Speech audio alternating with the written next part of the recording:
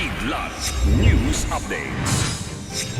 Sa ating mga balita, 300 pogos illegal na nag-ooperate sa bansa ayon sa Presidential Anti-Organized Crime Commission.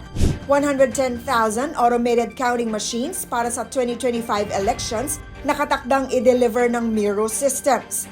Watawat ng Pilipinas iwinagayway sa Sabina Shoal sa unang pagkakataon. Ako po si Cesar Soriano, kasama ang buong puwersa ng Kidlat News Channel para ihatid ang mga nangungunang balita sa buong kapuluan ngayon. Ibinunyag ng Presidential Anti-Organized Crime Commission o PAOC ang 300 iligal na operasyon ng Philippine Offshore Gaming Operators o POGOs sa bansa. Saad ni PAOC Undersecretary Gilbert Cruz, dating may mga lisensya ang mga naturang POGO, ngunit pinili nilang hindi mag-renew dahil may nagawa umanong violations ang mga ito. Sa makatwid, ayaw magpa-regulate ng mga ito sa Philippine Amusement and Gaming Corporation o PAGCOR. Dagdag pa ni Cruz, imposibleng hindi alam ng local government units o LGUs ang operasyon ng POGO sa kani-kanilang mga lugar.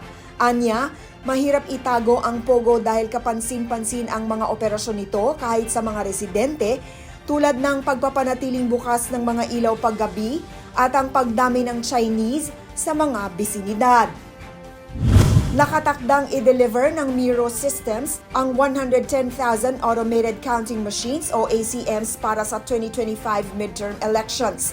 Sa salaysay ni Commission on Elections o COMELEC Chairman George Erwin Garcia, binisita nila kamakailan ang Miro Systems sa South Korea. Kontento umano ang ahensya sa kanilang nakita sa nangyaring pagbisita. Ayon kay Garcia, tamang desisyon ang pagbibigay ng kontrata sa Miro.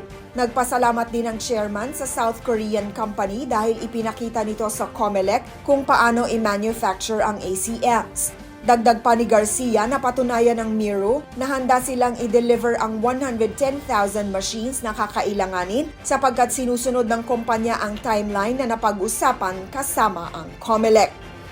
Iwinagayway ang watawat ng Pilipinas sa ceremonial flag raising ng ilang tauhan ng Philippine Coast Guard o PCG na sakay ng BRP Teresa Magbanwa sa Sabina Shoal sa West Philippine Sea o WPS habang napapalibutan ng ilang Chinese vessels.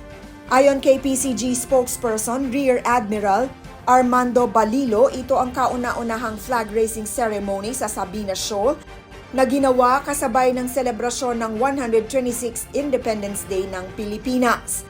Namataan ng PCG ang 8 Chinese vessels sa Sabina Shoal at 4 pa sa labas nito. Minomonitor umano sila ng vessels habang itinataas ang watawat ng bansa. Pinangunahan ni PCG Lieutenant Efren Duran kasama ang crew at riders ng BRP Teresa Magbanwa ang naturang flag raising event. Para sa Kidlat News Updates, ako si Rosalyn Sinchonko, nag-uulat. At inyo pong natunghayan ang mga headlines sa nakalipas na mga oras. Manatiling nakatutok para sa mga susunod na updates at breaking news. Ako po si Cesar Soriano, kasama nyo sa bawat pagputok ng balita.